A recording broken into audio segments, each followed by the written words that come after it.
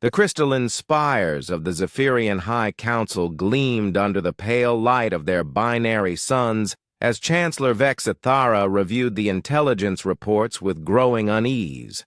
For 3 standard cycles, they had monitored the primitive, blue world in the outer spiral arm, watching its inhabitants stumble through their technological infancy. The species called themselves humans, and by all galactic standards they should have been insignificant. "Show me the transmission again," Vexithara commanded, her 4 arms gesturing toward the holographic display. The recording materialized in the chamber's center, a crude radio signal that had been intercepted by their deep space monitors. Static crackled through the speakers before a voice emerged, speaking in the guttural tones of the human language called English. "This is Commander Sarah Chen of the Earth Defense Initiative. We know you're out there. We've been watching your ships for months. You think we're primitive, don't you? You think we're just another species to catalog and dismiss. But here's what you don't understand about humanity. We don't stay down when we're knocked down. We get back up and we hit back twice as hard." The message continued. But Vexithara had heard enough. She dismissed the hologram with a wave of her primary appendage. "How did they detect our reconnaissance vessels? Our stealth technology is millennia beyond their capabilities." Sub-Commander Krillnex, a reptilian being from the warrior caste of Drakmor, hissed softly. "Perhaps their sensors are more primitive than we assumed, Chancellor. Sometimes crude. Technology can detect what sophisticated systems cannot. Their radio telescopes operate on frequencies we considered obsolete."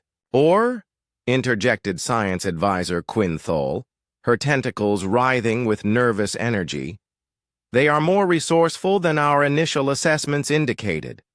The humans have shown remarkable adaptability throughout their recorded history. Every time their species faced extinction, natural disasters, wars, plagues, they not only survived but emerged stronger." Vexithara's compound eyes focused on the tactical display showing Earth's position. "Nevertheless, they pose a potential threat to the stability of this sector. The Galactic Accords require us to manage emerging civilizations that might disrupt the established order." What the Zephyrian High Council didn't know was that Commander Chen's transmission had been carefully calculated. For 18 months, a secret coalition of Earth's brightest minds, physicists, strategists, xenobiologists, and engineers, had been preparing for this moment. They had detected the alien surveillance through a combination of gravitational wave detectors, modified radio telescopes, and something the aliens couldn't have anticipated, human intuition. Dr. Elena Vasquez, head of the Xenological Threat Assessment Division, had been the first to notice the patterns. Birds changing their migration routes, deep-sea creatures behaving erratically, quantum fluctuations in supposedly empty space. While the aliens thought they were invisible, they had failed to account for humanity's greatest strength, the ability to see connections where others saw only chaos. "Phase 1 is complete," Chen reported to the underground command center buried beneath the Cheyenne Mountains. "The signal has been transmitted on all monitored frequencies. If our analysis is correct, they'll move to the next stage within 72 hours." "And if our analysis is wrong?" asked General Morrison, the grizzled veteran who had been reluctantly pulled into humanity's first interstellar conflict. Chen smiled grimly. "Then we adapt. That's what we do." The Zephyrian response came. Exactly 68 hours later, their fleet emerged from hyperspace, 12 massive vessels arranged in a precise formation around Earth.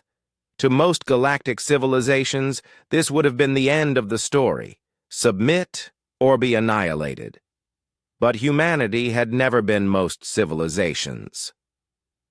primitive. Species of the third planet, Chancellor Vexithera's voice boomed across every communication device on Earth. You will cease all technological development beyond your current level.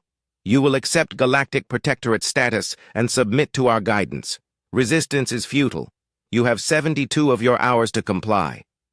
The response came not from Earth's governments, but from a single human, a 12-year-old girl named Maya Patel, broadcasting from her family's garage in Mumbai. Hi there. My name's Maya, and I speak for humanity. We got your message and we have a counteroffer. How about you leave our solar system and we won't have to show you what we've been working on? The aliens' confusion was palpable. Their sensors detected no significant military installations, no planetary defense systems, no fleet of warships. Just a small blue world filled with what appeared to be peaceful, primitive beings. They had no way of knowing that humanity's preparation had taken a different path entirely. While other species built bigger guns and stronger shields, humans had built something far more dangerous, a network. Every smartphone, every computer, every connected device on Earth had been quietly linked into a vast distributed intelligence. Not artificial intelligence, human intelligence, amplified and networked across 7 billion minds. When Maya spoke, she wasn't just one girl.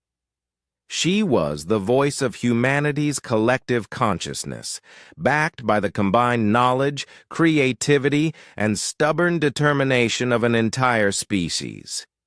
You see, Maya continued, her young voice carrying the weight of a planet. You made one critical error in your assessment. You assumed that our lack of advanced technology made us weak. But strength isn't about having the biggest weapons. It's about having the will to use whatever you have. That's when the aliens discovered what 7 billion networked human minds could accomplish in 18 months of focused preparation. Every satellite in orbit suddenly turned toward the alien fleet, not as weapons, but as components in a massive gravitational lens array. The Earth's magnetic field itself became a transmission antenna, broadcasting a signal that bypassed every known form of shielding. The signal carried something that would haunt the Zephyrian fleet for the rest of their existence, the complete works of human art, literature, music, and poetry. 10,000 years of human creativity and emotion compressed into a psychic transmission that no advanced alien mind could process without being fundamentally changed. As the alien fleet retreated, their neural patterns permanently altered by exposure to human culture, Chancellor Vexithera sent one final transmission. We do not understand. Your weapons caused no damage, yet we cannot stop thinking about your stories, about hope, about sacrifice, about love. What have you done to us? Maya's response was simple. We shared who we are. That's what humans do. We change the universe just by being in it. And in the endless night of space, humanity's signal continued to spread, carrying with it the dreams and determination of a species that refused to be silenced.